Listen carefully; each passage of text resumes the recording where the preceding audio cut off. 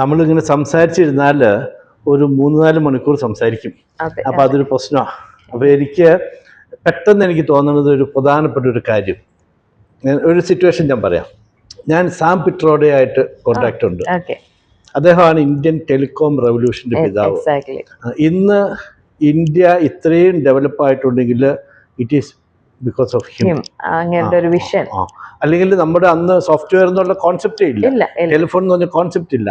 നമുക്കന്ന് phone വിളിക്കുക, അന്ന് വേണ്ട 95 എനിക്ക് ജനാർദ്ദൻ പൂജാരി അന്ന് മന്ത്രിയാണ്.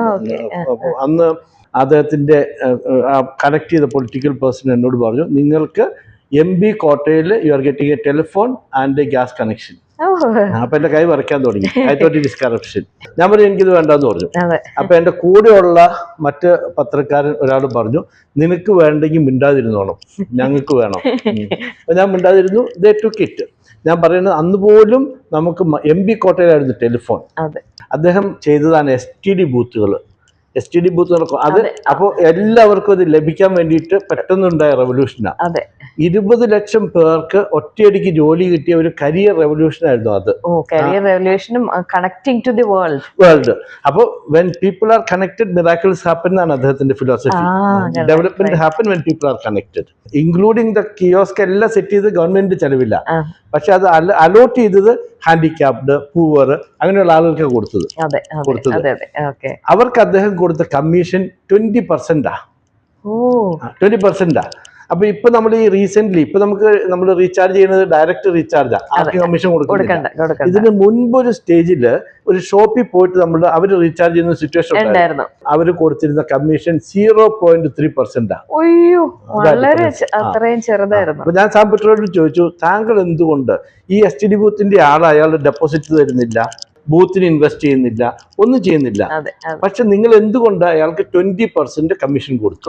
അപ്പൊ അദ്ദേഹം പറഞ്ഞു, that is the money required for a family for decent living. അങ്ങനെ കണക്കാക്കിയത് അത് ഒരു ബാർഗെയിൻ അല്ല, ആ ഒരു കുടുംബത്തിന് ജീവിച്ചു പോകാനുള്ള വരുമാനം അതിൽ നിന്നുണ്ടാവണം. വെറുതെ ഒരു ഇത് കൊടുക്കുകയല്ല, ആൾക്ക് ആവശ്യമായ മണി, ജീവിക്കാനായിട്ടുള്ള ആവശ്യമായ മണി. അതൊരു ഇക്കണോമിക് കോൺസെപ്റ്റാണ്. അപ്പൊ ഞാൻ പറഞ്ഞ 2 കമ്പാരിസണാ. ഇപ്പൊ നമുക്ക് ഈ ഇൻകം ഇപ്പൊ നമ്മുടെ സാറ്റലൈറ്റ് ആണ്, നമ്മുടെ ISROയുടെ കാര്യം, നമ്മുടെ സാറ്റലൈറ്റ് ആണ് നമ്മളുടെ ഈ കമ്മ്യൂണിക്കേഷന്റെ ബാക്ക്ബോൺ. ഓക്കെ. അപ്പൊ ഞാൻ ISROയുടെ മാധവനെ സസ്പെൻഡ് ചെയ്തൊരു കഥ ഞാൻ പറയുന്നില്ല, അത് പിന്നീട് നമുക്ക് പറയാം. എന്റെ ചോദ്യം, അതിന്റെ അപ്പുറത്തുള്ള മാൽദീവ്സിൽ പോയപ്പോ അവരെയൊക്കെ ഞാൻ കാണുകയും ചെയ്തു. ഇവിടെ എനിക്ക് പറയാനുള്ളത്, ദുബായില് മലയാളികൾ ഒത്തിരി അവരുടെ കോൺട്രിബ്യൂട്ട് ചെയ്യുന്ന അവർ ഇക്കണോമിയുടെ ഡെവലപ്മെന്റിന്. നമ്മുടെ കേരളത്തിന്റെയും ഇക്കോണമിയുടെ ഒരു ബാക്ക് ബോൺ അവര് തന്നെയായിരുന്നു. അവിടെ നിങ്ങൾക്കൊരു ബിസിനസ് തുടങ്ങണമെങ്കിൽ you need a sponsor. Sponsor എന്ന് പറയുന്നത് ഒരു അറബിയാണ്. അപ്പൊ ഈ അറബി ഈസ് നോട്ട് ഡൂയിങ് എനിത്തിങ്. അയാൾ ഒരു കൊടുക്കുന്നു, പക്ഷെ he is A 50% partner in the business. Okay, you are doing the business and when you are doing business, you are doing everything, but citizen of that place is getting profit 50% or whatever percent it is, but it is a big percent they get. അതൊരു simple ഒരു കോൺസെപ്റ്റാണ്. അവിടുത്തെ king വിചാരിച്ചു എന്റെ ജനങ്ങളുടെ പോക്കറ്റിൽ പൈസ വരട്ടെ. അപ്പൊ he created a concept. You need sign. അതിന്റെ ഒരു സിമിലർ കോൺസെപ്റ്റ് ആണ് നമുക്ക് നോട്ടറി എന്ന് പറഞ്ഞ കോൺസെപ്റ്റ് ഉണ്ട്. സൈൻ ചെയ്തിട്ട് വക്കീലിന്റെ പൈസ കിട്ടാനായിട്ട്. എന്റെ ചോദ്യം, ഇപ്പൊ ഇവിടുത്തെ ഈ പറഞ്ഞ കുട്ടികളെ, ഡിഫറെന്റ്ലി ഏബിൾഡ് ആയിട്ട് കുട്ടികൾ, നമ്മളിവിടെ ഒരു segment of activity, let them be the owners. We start with the owner, അവർ ഓണറായിട്ട്. അപ്പൊ അത് അവരുടെ പ്രോഫിറ്റ് ഉണ്ടാവുമ്പോ അവിടെ ഇപ്പൊ പുതിയ ഗവൺമെന്റ് വന്നിട്ട് ഡിഫറെന്റ്ലി തിങ്കിങ് ഗവൺമെന്റാ, ഡിഫറെന്റ്ലി ഏബിൾഡ് ചിൽഡ്രനും ഡിഫറെന്റ്ലി തിങ്കിങ് ഗവൺമെന്റാ. അപ്പൊ ഗവൺമെന്റ് പറഞ്ഞ റിസോഴ്സിനെ കുറിച്ചിട്ട് ഒത്തിരി കാര്യങ്ങൾ പറയുന്നുണ്ട്. അപ്പൊ അങ്ങനെയാണെങ്കിൽ ഒരു പർട്ടിക്കുലർ ആക്ടിവിറ്റി അവര് ഓപ്പൺ ചെയ്തിട്ട് ഇതിന്റെ ഓണേഴ്സ് എന്ന് പറയുന്നത് ഈ കുട്ടികളാണ്. അപ്പൊ when somebody do a business, generate revenue, 10% goes to these children. അങ്ങനെ ഒരു കോൺസെപ്റ്റ് 2021 എബിലിറ്റി സോൺ എന്ന് പറഞ്ഞ് ഞാൻ സ്റ്റാർട്ട് ചെയ്തു. 2021 തന്നെ എബിലിറ്റി സോണിൽ സ്റ്റാർട്ട് ചെയ്തു. 18 എബവ് ആയിട്ടുള്ള മക്കള് അവിടെ വന്ന് പഠിക്കുകയാണ്. അതായത് അവന് തിയറി കൊണ്ട് നമുക്ക് പഠിപ്പിക്കാൻ പറ്റില്ല എന്നുള്ളതുകൊണ്ട്. എന്നാലും ഒരു ഇപ്പോൾ ഒരു യൂട്ടൻസിൽ എടുക്കുകയാണെങ്കിൽ അതെന്താണ്, അത് സ്പെറ്റുല എന്ന് പറയാനും ആ ഒരു കോൺസെപ്റ്റ്, അതായത് ഒരു ബേക്കിംഗ് ടിൻ എന്ന് പറയാനും ഇത് എങ്ങനത്തെ കട്ട് ആൻഡ് ഫോൾഡ് മെത്തേഡ് ാണ് ഞാനത് ഇത് ഫോൾഡ് ചെയ്യുന്നത്, ബാറ്റർ ഫോൾഡ് ചെയ്യുന്നത്, അങ്ങനത്തെ ഒരു ഷെഫ് ഉപയോഗിക്കുന്ന വേർഡ്സ്, അതായത് ഇമ്പോർട്ടൻ്റ് ആയിട്ടുള്ള ചില വേർഡ്സ് മാത്രം അവനെ പഠിപ്പിച്ചെടുക്കാനും ബേക്കിങ്ങിൻ്റെ ബേസിക് കോൺസെപ്റ്റ്സിലൂടെ അവന് ബിസ്ക്കറ്റ് എന്ന് പറഞ്ഞാൽ കുക്കീസാണ്, കുക്കീസും കേക്ക്സും ബേക്ക് ചെയ്യാനായിട്ട് നമ്മുടെ മക്കളെ കൊണ്ട് പഠിപ്പിക്കുകയും കഴിഞ്ഞ ഡിസംബറിൽ മാത്രം അവർ 42,000 രൂപയുടെ കേക്ക് ബേക്ക് ചെയ്യുകയും ചെയ്തിട്ടുണ്ട്. അവർക്ക് പ്രോഫിറ്റാണ് കേട്ടോ, 42,000 പ്രോഫിറ്റാണ് ഞാൻ പറയണത്. ഈ 42,000 റുപ്പീസും ഈ നമ്മുടെ പർച്ചേസിന് ഉണ്ടായിരുന്നത് മാറ്റി വെച്ചിട്ടുള്ളതിനാണ് ഈ പ്രോഫിറ്റ് എന്ന് പറയുന്നല്ലോ. ഈ മക്കൾക്ക് തന്നെ ഡിവൈഡ് ചെയ്ത് കൊടുക്കുന്നത്. കാരണം എല്ലാവരും ചിന്തിക്കുന്നത് ഈ മക്കളെ പഠിപ്പിച്ചിട്ട് എന്ത് ഗുണം എന്നാണ്. ഞാൻ അവരെ ഡിഗ്രി എടുപ്പിക്കണം എന്നൊന്നും ഞാൻ പറയില്ല, പക്ഷേ they should have that life skill development. നമ്മൾ സപ്പോർട്ട് ചെയ്യുക എന്ന് പറഞ്ഞു കഴിഞ്ഞാൽ ഒരു കുഞ്ഞിന് ഒരു ഡിഫറെൻ്റ്ലി ഏബിൾഡ് ആണ് എന്നുകൊണ്ട് നമ്മൾ അവന് സപ്പോർട്ട് കൊടുക്കണം എന്നാണ് എല്ലാ പാരൻസും പറയുക. തീർച്ചയായിട്ടും അവന് സപ്പോർട്ട് ആവശ്യമുള്ള കുഞ്ഞ് തന്നെയാണ്. പക്ഷേ how much is too much? അവന് ഇൻഡിപെൻഡൻ്റ് ആക്കേണ്ട റെസ്പോൺസിബിലിറ്റിയും കൂടി നമ്മൾക്കുണ്ട്. കാരണം എന്നോട് ഈ അമ്മമാരും ഒക്കെ ചോദിച്ചിട്ടുള്ള, അച്ഛന്മാരും ഒക്കെ പറഞ്ഞിട്ടുള്ള വിഷമവും ചോദ്യവും ഇതാണ്, വാട്ട് നെക്സ്റ്റ്? ഞങ്ങൾ കഴിഞ്ഞ് കഴിഞ്ഞാൽ എന്തുണ്ടാവുകയെന്ന്. അപ്പോൾ പല അമ്മമാരും പറയാറുണ്ട്, എൻ്റെ ഈശ്വരന്മാരെ, ഞങ്ങൾക്ക് മുൻപേ ഇവരെയൊക്കെ പോകണമെന്നാണ് ഞങ്ങളുടെ ആഗ്രഹം. വലിയ സങ്കടത്തോടെയാണ് അവരത് പറയുക കേട്ടോ. പക്ഷെ ഞാൻ പറയും, നമ്മൾ അങ്ങനെ ഒന്നും പ്രാർത്ഥിക്കേണ്ട. നമ്മൾക്ക് അവരെ ഇൻഡിപെൻഡൻ്റ് ആയിട്ട് കുഞ്ഞിലേ തൊട്ടേ അവരുടെ കാര്യങ്ങൾ, അവർക്ക് നമ്മൾ ഷൂ ഇട്ട് കൊടുക്കുന്നതോ ബട്ടൺ ഇട്ട് കൊടുക്കുന്നതോ ഒക്കെ നമ്മൾ ചെയ്തുകൊണ്ടിരിക്കുമ്പോൾ പോലും അവരെ തന്നെത്താനൊരു മോനെ അവിടെ ഡ്രസ്സ് ഇരിപ്പുണ്ട് കേട്ടോ, യെല്ലോ കളർ ഡ്രസ്സ് എടുത്തുണ്ടോ, അവൻ എടുത്തുകൊണ്ട് വരുന്നത് വേറെ ആയിരിക്കാം, ഇതല്ല മോനെ വേറെ, മോളെ അതല്ല കേട്ടോ, ഈ കളറല്ല കേട്ടോ, യെല്ലോ. 10 പ്രാവശ്യം വിട്ട് നോക്ക്, നമുക്ക് ക്ഷമ വേണം കേട്ടോ. അങ്ങനെ വിട്ട് അവനെടുത്ത് അവൻ ആദ്യം ഇടുമ്പോൾ ചിലപ്പോൾ ആദ്യത്തെ ബട്ടണിലായിരിക്കും ലാസ്റ്റ് ഇടുന്നത്. അവന് ട്രൈ ചെയ്യണത് ചിലപ്പോൾ അരമണിക്കൂർ കൊണ്ടായിരിക്കാം. പക്ഷെ ആയിക്കോട്ടെ, നമ്മൾക്കാണ് പേഷ്യൻസ് വേണ്ടത്. അവിടെ നമ്മൾ ട്രൈ ചെയ്ത് അവനെ അത് പെർഫെക്റ്റ് ആക്കുക എന്നുള്ളത് നമ്മുടെ റെസ്പോൺസിബിലിറ്റിയാണ്. അങ്ങനെയാണ് ഈ മക്കൾ ബേക്കിംഗ് പഠിച്ചത്. അതിനോടൊപ്പം എല്ലാ മക്കൾക്കും ബേക്കിങ്ങിനുള്ള കപ്പാസിറ്റിയോ കേപ്പബിലിറ്റിയോ ഇൻട്രസ്റ്റും ഉണ്ടായിരുന്നില്ല. അപ്പോൾ അങ്ങനെ വേറൊരു വിഭാഗവും കൂടി തുടങ്ങി. നമ്മൾ ഫ്രഷ് എന്ന് പറഞ്ഞ ബ്രാൻഡ് തുടങ്ങി. ഫ്രഷ് എന്ന് പറഞ്ഞ ബ്രാൻഡിൽ നമ്മൾ ബേബി സോപ്സ് മേക്ക് ചെയ്യുന്ന കുഞ്ഞുങ്ങളുണ്ട്, ലോഷൻസ്, ഫ്ലോർ ക്ലീനിങ് ചെയ്യാനുള്ള ലോഷൻസ് മേക്ക് ചെയ്യുന്നവരുണ്ട്, ടോയ്ലറ്റ് ക്ലീനേഴ്സ്, ഡിഷ് വാഷ് ഉണ്ടാക്കുന്ന മക്കളുണ്ട്. അപ്പോൾ ഓരോരുത്തരുടെയും പാഷൻ അല്ലെങ്കിൽ അവർക്ക് ഇൻട്രസ്റ്റ്, ചില കാര്യങ്ങളിൽ ഇൻട്രസ്റ്റ് ഉള്ളൂ കേട്ടോ. ചില മക്കൾക്ക് ഡാൻസ് ചെയ്യാനും പാടുവാനൊക്കെയാണ് ഇൻട്രസ്റ്റ്. അപ്പോൾ ഇവരുടെ ഇൻട്രസ്റ്റ് എന്താണെന്ന് മനസ്സിലാക്കിക്കൊണ്ട് അവർക്ക് പറ്റുന്നത് ഒരു ചിലപ്പോൾ ഈ ചെയ്യുന്നതിൻ്റെ ഒറ്റ പ്രോസസ്സായിരിക്കും അവന് ഇൻട്രസ്റ്റ്. ആ പ്രോസസ്സ് മാത്രം അവന് നെഡ് ചെയ്യാനാണ്, ആട്ട നെഡ് ചെയ്യാൻ മാത്രമാണ് ഇൻട്രസ്റ്റ്. ഓക്കെ, അല്ല അപ്പോൾ അവൻ ആട്ട പെർഫെക്റ്റ് ആയിട്ട് നെഡ് ചെയ്യാൻ അവൻ ചെയ്യട്ടെ, ബാക്കി അടുത്ത പ്രോസസ്സ് അടുത്തയാൾ ചെയ്യട്ടെ. അപ്പോൾ ഒരാൾ ഒരു പ്രോസസ്സിലെങ്കിലും പെർഫെക്റ്റ് ആയി കഴിഞ്ഞ് കഴിഞ്ഞാൽ നമുക്ക് ക്വാളിറ്റി അഷ്യൂർ ചെയ്യാൻ പറ്റുന്നു. അപ്പോൾ അങ്ങനെ റിപ്പീറ്റഡ് ആയിട്ടുള്ള ഒരു പ്രോസസ്സായിരിക്കും ചിലപ്പോൾ. അപ്പോൾ അതേതാണ് ആ മകൾക്ക് പറ്റുന്നതെന്ന് നോക്കിയിട്ടാണ് കേട്ടോ ഞാനത് നമ്മളിത് മാർക്കറ്റിലേക്ക് എത്തുമ്പോൾ എൻ്റെ എപ്പോഴുള്ള ആഗ്രഹം എന്താണെന്നോ, അയ്യോ ഈ മക്കളുണ്ടാക്കിയതുകൊണ്ട് മേടിച്ചു, അങ്ങനെ പറയാൻ എനിക്ക് താല്പര്യമില്ല കേട്ടോ. അതിൻ്റെ അകത്ത് കാരണം നിങ്ങൾ ഒരു സിമ്പതിയോടെ അതൊരു പ്രാവശ്യം മേടിക്കുമായിരിക്കും അല്ലേ. നമ്മുടെ മക്കളൊക്കെ നിരന്ന് നിന്ന് സെയിൽ ചെയ്യുമ്പോൾ ചിലപ്പോൾ അവനോടുള്ള ഒരു സിമ്പതി കൊണ്ട് മേടിക്കും. അങ്ങനെ മേടിച്ചു കഴിഞ്ഞ് കഴിഞ്ഞാൽ എത്ര പ്രാവശ്യം മേടിക്കും? ഒരു ക്വാളിറ്റി ഉള്ള പ്രൊഡക്റ്റ് ആണെങ്കിൽ വീണ്ടും ചോദിക്കുക, അയ്യോ ആ ബേബി സോപ്പ് ഉണ്ടല്ലോ, ശരിക്കും അതിൻ്റെ അകത്ത് എനിക്ക് ആ ലൈമിൻ്റെ സ്മെല്ല്, അതിൻ്റെ ഓറഞ്ചിൻ്റെ റിയൽ ഇതെനിക്ക് ഫീൽ ചെയ്തു. അത് എസൻസ് മാത്രം കൊണ്ടല്ല കേട്ടോ, എസൻസ് അധികം ഉപയോഗിക്കാനായിട്ട് നമ്മുടെ മക്കൾക്ക് ഞാൻ കൊടുക്കാറില്ല. കാരണം എന്താ വെച്ചാൽ അത് കെമിക്കലാണെന്ന് എനിക്കറിയാമല്ലോ. നിങ്ങൾ ഉപയോഗിക്കുമ്പോൾ നിങ്ങൾ വിചാരിക്കുന്നത് ഏറ്റവും കൂടുതൽ ലാസ്റ്റ് ചെയ്യുമ്പോൾ നിങ്ങൾ വിചാരിക്കുന്ന ഏറ്റവും ബെസ്റ്റ് എന്ന്. അല്ല, അത് അത്രയും കൂടുതൽ എസെൻസോ അത്രയും കൂടുതൽ കെമിക്കൽ ഇടുന്നുണ്ടല്ലേ. അപ്പം അതിൽ ഏറ്റവും കുറവ് ഉപയോഗിച്ചുകൊണ്ട് അതിൻ്റെ അകത്ത് റിയൽ ഓർഗാനിക് ഇൻഗ്രീഡിയൻസ് ഉപയോഗിക്കാൻ നമ്മുടെ മക്കളെ പഠിപ്പിച്ചും അതിൻ്റെ അകത്ത് ക്വാളിറ്റി നിലനിർത്തിയാണ് ഞങ്ങൾ സെയിൽസ് നടത്തുന്നത്. അപ്പോൾ അതിൻ്റെ അകത്ത് ഈ പറഞ്ഞ പോലെ ഒരു ഫാക്ടറി അല്ല ഞാൻ പ്രൊഡ്യൂസ് ചെയ്യുന്നത്. കാരണം എന്താ വെച്ചാൽ മെഷീൻ പ്രൊഡ്യൂസിങ് ആണെങ്കിൽ മക്കളുടെ ആവശ്യമില്ലല്ലോ. ഹാൻഡ് മെയ്ഡ് പ്രൊഡക്ട്സ് ആകുമ്പോൾ ഇറ്റ് ടേക്സ് ടൈം. അവൻ ഇന്ന് മൂടില്ല, ഇന്ന് അവൻ ചെയ്യില്ല. ഓക്കെ, ഞങ്ങൾ അഷ്യൂർ ചെയ്യുന്നില്ല ഇന്ന് ഒരു ദിവസം ഞാനൊരു 50 സോപ്സ് ഞാൻ ചെയ്യുമെന്ന് ഞാൻ അഷ്യൂർ ചെയ്യുന്നില്ല. അവൻ ഇന്ന് 2 സോപ്പ് കഴിഞ്ഞപ്പോഴേക്കും എനിക്കിന്ന് വയ്യ, okay let him take rest. അപ്പോൾ അടുത്ത വേറൊരുത്തനുണ്ട്, അവനെ കൊണ്ട് മോനെ ഇന്ന് 2 സോപ്പ് ചെയ്യൂ, ഞാനിന്ന് 3 ചെയ്യാം. ഓക്കെ, അപ്പോൾ അവൻ 3 ചെയ്യുന്നു. അവനും അടുത്തു. ഓക്കെ, ഇല്ല ഞാൻ അന്ന് പാക്ക് ചെയ്തോളാം, അടുത്തയാൾ പറഞ്ഞു. അപ്പോൾ ഈ ചെയ്തു വെച്ചിരിക്കുന്ന സോപ്പ് പാക്ക് ചെയ്യുന്നു. അപ്പോൾ ഇത് ഒരു കൂട്ടായ്മ വേണം. അത് ഒരാളെ കൊണ്ട് ചിലപ്പോൾ എല്ലാം ചെയ്യിക്കാൻ പറ്റില്ല. അപ്പോൾ ഇങ്ങനെ പല പല എബിലിറ്റീസും പല പല ഇൻട്രസ്റ്റും അവരുടെ ഇൻട്രസ്റ്റ് ഇല്ലായ്മയും ഒക്കെ കണക്കിലെടുത്താണ് ഈ എബിലിറ്റി സോൺ നമ്മൾ മുന്നോട്ട് കൊണ്ടുപോകുന്നത്.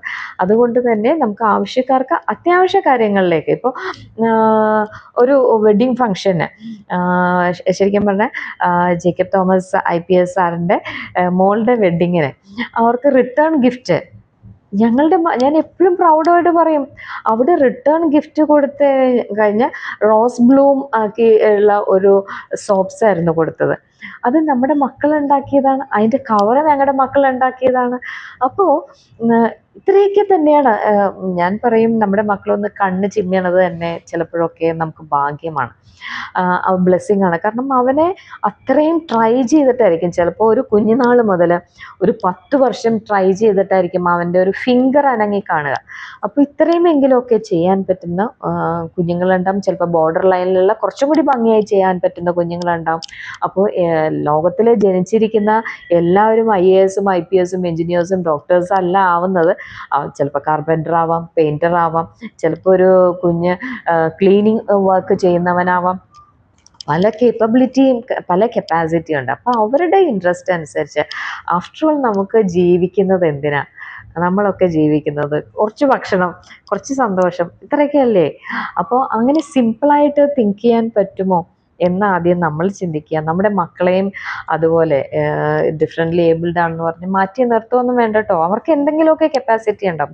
ഇല്ലെങ്കിൽ ആ കുഞ്ഞിനെ കൊണ്ട് നമുക്ക് സന്തോഷിപ്പിക്കാൻ പറ്റുന്നതും അവന് നമുക്ക് തരാൻ പറ്റുന്ന സന്തോഷം, അവന് ഇൻട്രസ്റ്റ് ഉള്ള മേഖല ഏതാണെന്ന് നോക്കൂ. ചിലപ്പോൾ അവനെ പാട്ട് കേൾക്കുന്നത് കാണുമ്പോഴേ അവൻ്റെ ചിരി, ഒരുപക്ഷെ ആ ചിരിയൊന്നും നിർത്താൻ പോലും പറ്റില്ല, അവൻ്റെ സന്തോഷം. അല്ലെങ്കിൽ ഒരു കുസൃതി കണ്ടു കഴിഞ്ഞാൽ നമ്മൾ പെട്ടെന്ന് തന്നെ അത് മറന്നു അടുത്തയിലേക്ക് പോകും. പക്ഷെ അവനെ ഓർത്തോർത്ത് ചിരിക്കും. അത് കാണുമ്പോൾ നമുക്ക് ചിരിക്കാൻ പറ്റുന്നുണ്ടെങ്കിൽ വലിയ കാര്യമാണെന്ന് ഞാൻ പറയും. കാരണം ഇന്ന് ഒരുപാട് ചിരി ക്ലബ്ബുകൾ, അത് ഓരോ ഗോഷ്ഠി കാണിച്ചാണ് നമ്മൾ ചിരിക്കുന്നതെന്ന് ഓർക്കണം. അതൊന്നും ഇല്ലാണ്ട് ഈ മക്കളെ കണ്ട് ചിരിക്കാൻ പറ്റുന്നത് പിന്നെ ആദ്യം പിടിച്ചിട്ടൊന്നും ഒരു കാര്യമില്ല. ഇത് ആക്സെപ്റ്റ് ചെയ്യലാണ്. ആക്സെപ്റ്റൻസ് ഉണ്ടെങ്കിൽ കുറേ നമുക്ക് മുന്നോട്ട് പോകാൻ പറ്റും. മെഡിക്കൽ ടേംസിൽ പറയും 1000 days ആർ ഗോൾഡൻ ഡേയ്സ്. പക്ഷെ എല്ലാവർക്കും ഈ 1000 days മക്കൾ എന്താണെന്ന് മനസ്സിലായിട്ടുണ്ടാവണം എന്നില്ല. പക്ഷെ എത്രമാത്രം നമ്മൾ ആക്സെപ്റ്റ് ചെയ്യുന്നു ആ കുഞ്ഞിൻ്റെ കുറവുകൾ, ആ കുഞ്ഞിൻ്റെ കൂടുതലായിരിക്കാം ചിലപ്പോൾ അവൻ്റെ എബിലിറ്റി, ഡിസബിലിറ്റി, ഇതൊക്കെ മനസ്സിലാക്കിക്കൊണ്ട് നമുക്ക് മുന്നേറിയാൻ പറ്റുമെന്നുള്ളതാണ്. എല്ലാ ബെഡ് റിഡനായ കുഞ്ഞിനെ എന്ത് ചെയ്യും എന്നുള്ള അടുത്ത ചോദ്യം എൻ്റെ അടുത്ത് വരല്ലേ.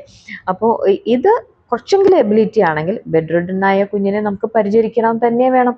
അവന് എന്തൊക്കെയാണ് ആവശ്യം എന്നുള്ളത് മനസ്സിലാക്കുകയും ആദ്യം അവന് ക്ലെൻലിനെസ്സും അവന് പറയാൻ പറ്റുമെങ്കിൽ അത് വേർബലിയോ നോൺ വേർബലിയോ കമ്മ്യൂണിക്കേഷൻ പഠിപ്പിച്ചെടുക്കുക എന്നുള്ളതാണ്. അവന് യൂറിൻ പാസ് ചെയ്യണം എന്നുള്ളതാണെങ്കിലും അത് മോഷൻ പാസ് ചെയ്യണം എന്നുള്ളതാണെങ്കിലും വെള്ളം വേണം എന്നുള്ളതാണെങ്കിലും വിശക്കും. അപ്പോൾ വേർബലി തന്നെ എല്ലാവർക്കും പറ്റണമെന്നില്ല. അപ്പോൾ നോൺ വേർബലായിട്ട് ആക്ഷൻസിലൂടെ ഒക്കെ അത് പറഞ്ഞ് കമ്മ്യൂണിക്കേറ്റ് ചെയ്യാൻ രീതിയിൽ നമ്മൾ പഠിപ്പിച്ചെടുക്കുക. ആ ഡെവലപ്മെൻറ്റ്, ലൈഫ് സ്കിൽസ്, അത് ഏറ്റവും ഇമ്പോർട്ടൻ്റ് ആണ്. വാട്ട് നെക്സ്റ്റ് എന്ന് ചിന്തിക്കുമ്പോൾ എൻ്റെ മകൾ എക്വിപ്ഡ് ആണ് എന്നുള്ളതാണ് എൻ്റെ ഒരു ആശ്വാസം. അപ്പോൾ നമ്മൾ നോൺ വെർബലിൽ ഇപ്പോൾ നമ്മൾ അടുത്ത ഞാൻ ഇനി വരുമ്പോൾ നോൺ വെർബൽ ഒരു ടോപ്പിക്കാണ്, എബിലിറ്റീസ് ആണ് ഒരു വലിയ ടോപ്പിക്കാണ്. നമ്മളിപ്പോൾ ഈ കോൺവെർസേഷൻ നിർത്തുക. നമ്മൾ ഇനി അടുത്ത next time when I come we'll continue with that. Thank you so much. എനിക്കൊരു കാര്യം പറയാനുള്ളത്, സത്താറ എന്ന് പറഞ്ഞ സ്ഥലത്ത് ആശാഗ്രാം എന്ന് പറഞ്ഞൊരു സ്ഥലമുണ്ട്. ആശാഗ്രാം, അതൊരു 75 ഏക്കർ ഒരു പാരഡൈസാണ്. You should visit. അപ്പം ഞാനിങ്ങനെ ഈ യാത്ര ചെയ്യുന്ന കൂട്ടത്തില്ല ഇടയ്ക്ക്. അപ്പം ഞാനിങ്ങനെ യാത്ര ചെയ്ത് ഒരിക്കലും അവിടെ ചെല്ലുമ്പോൾ റാബിറ്റ് എന്ന് പേരുള്ളൊരു കുട്ടിയുണ്ട് അവിടെ.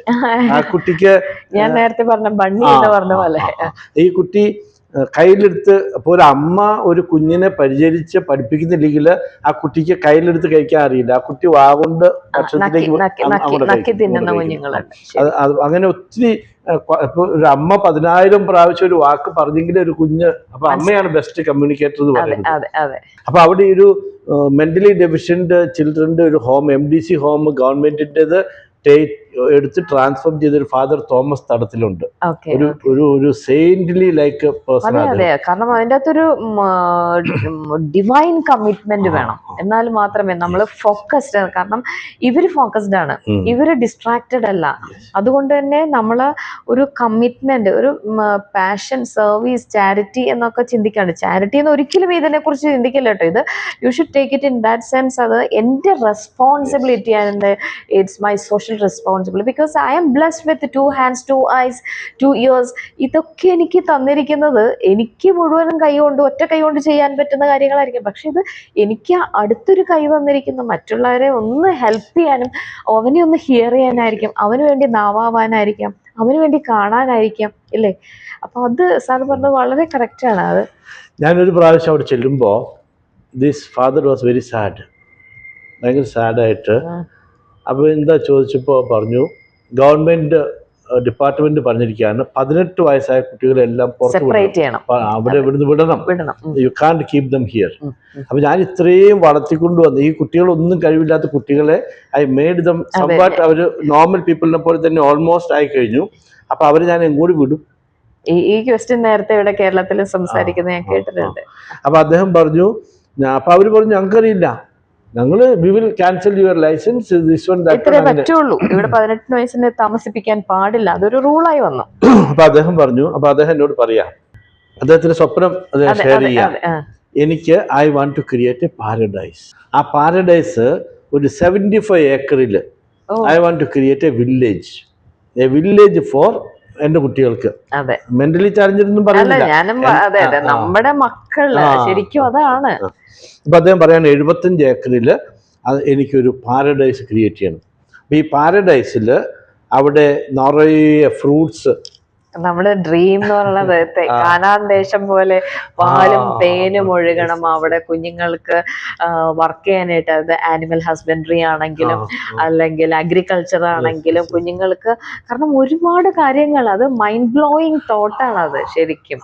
അദ്ദേഹം നറേറ്റ് ചെയ്യും എങ്ങനെ, അവിടെ ഇങ്ങനെ അത് വേണം ഇത് വേണം. അപ്പൊ ഞാനിരുന്ന് വേർക്കുക, ഞാനെന്ത് പറയാനാ? അപ്പൊ ഞാൻ മുഴുവൻ കേട്ടിരുന്നു. അദ്ദേഹം പറഞ്ഞു അവിടെ നിറച്ച് മരങ്ങൾ വേണം, അവിടെ നിറച്ച് പഴങ്ങൾ വേണം. അത് കഴിഞ്ഞിട്ട് ഈ കുട്ടികൾ ഉച്ചയ്ക്ക് വിശക്കുമ്പോൾ അവർക്ക് ഭക്ഷണം കഴിക്കാൻ ബംഗ്ലാവുകൾ പണിയണം നടുക്ക്. 75 ഏക്കറിൽ ആ ബംഗ്ലാവിൽ പോയിട്ട് അവർ രാജകുമാരിമാരെ പോലെ ഭക്ഷണം കഴിച്ച് അവരുടെ ലോകം 75 ഏക്കറിൽ. അപ്പൊ ഞാൻ പറഞ്ഞു, അച്ഛാ യു ക്യാൻ ഡു ഇറ്റ് എന്ന് പറഞ്ഞിട്ട് ഞാൻ ഓടി രക്ഷപ്പെട്ടു. ഞാൻ അവിടുന്ന് രക്ഷപ്പെട്ടു. അടുത്ത വർഷം ഐ അഗെയിൻ വെന്റ്. അപ്പോൾ അദ്ദേഹം എൻ്റെ പറഞ്ഞു, പൗലോസ് നമുക്കൊരു സ്ഥലം വരെ പോകാമെന്ന് പറഞ്ഞു. അദ്ദേഹം എന്നെ വണ്ടി കയറ്റി, വണ്ടി ഓടിച്ച് പോയി. 35 കിലോമീറ്റർ ഓടിച്ച് ഒരു സ്ഥലത്തേക്ക് ചെന്ന് കയറി. അത് ഈ പറഞ്ഞ സ്ഥലമായിരുന്നു, 75 ഏക്കർ സ്ഥലം. ഒരു ഏദൻ തോട്ടം. 75 acre. Correct. It is not 74, it is not 76. Is correct 75. ആ ഡ്രീമിൽ ഉണ്ടായിരുന്ന ആ ഇതിൻ്റെ അകത്ത് ഓരോ സ്ഥലത്തിനും ഓരോ പിഞ്ച് ഓഫ് ലാൻഡിനും അദ്ദേഹത്തിന്റെ ഡ്രീം ഉണ്ടായിരുന്നു, അതിനെ ട്രാൻസ്ഫോം ചെയ്തിരിക്കുന്നു. അപ്പൊ അത് വാങ്ങിക്കാൻ നേരത്ത് ഇവരുടെ കയ്യിൽ അത്ര വാങ്ങിക്കാൻ പൈസ ഇല്ല. അപ്പൊ അവർ ആ വിൽക്കുന്ന ആൾ പറഞ്ഞു, ഞങ്ങൾ 75 ഏക്കർ ഒരുമിച്ച് കൊടുക്കുള്ളൂ. അവസാനം ദേ ഹാവ് ടു കുറെ പ്രൈവറ്റ് ലോണൊക്കെ എടുത്തിട്ട് 75 ഏക്കർ വാങ്ങിച്ചു. അവിടെ ഇപ്പോ ഹി ക്രിയേറ്റഡ് ദാറ്റ്. ഈ പറഞ്ഞത്, ഈ കഴിഞ്ഞ പ്രാവശ്യം ഞാൻ പോകുമ്പോൾ ഒരു ഓഡിറ്റോറിയം പറഞ്ഞിരിക്കുക.